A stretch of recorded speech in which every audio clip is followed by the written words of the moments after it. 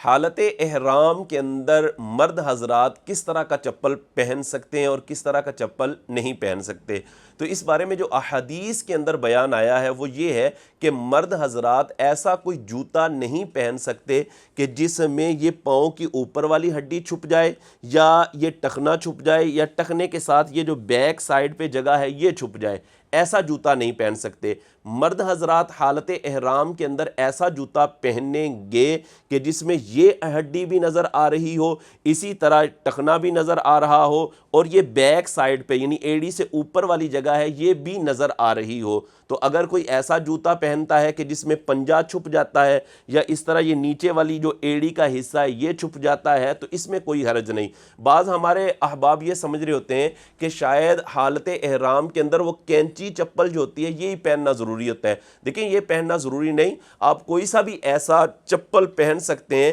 کہ جس میں اوپر والی ہڈی نہ چھپے، اسی طرح ٹخنا نہ چھپے، اسی طرح ٹخنے کے ساتھ جو بیک سائڈ پہ جگہ ہے ایڑی سے اوپر والی جگہ وہ بھی نہ چھپے، تو ایسا جوتا آپ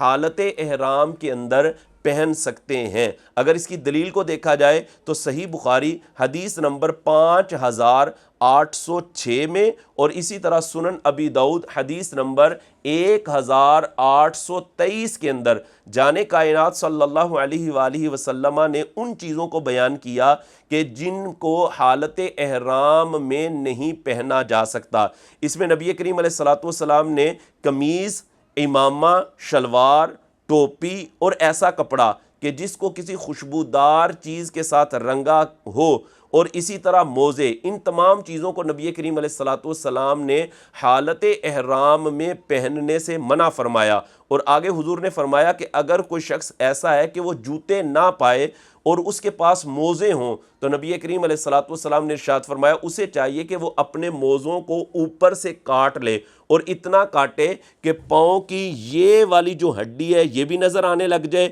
اور اسی طرح ٹخنا بھی نظر آنے لگ جائے اور ٹخنے کے ساتھ جو بیک سائڈ ہے وہ بھی نظر آنے لگ جائے۔ تو یہ اس بارے میں حضور علیہ السلام نے واضح طور پر ارشاد فرما دیا ہے۔ تو حالت احرام میں ان چیزوں کا خیال رکھنا ضروری ہوگا۔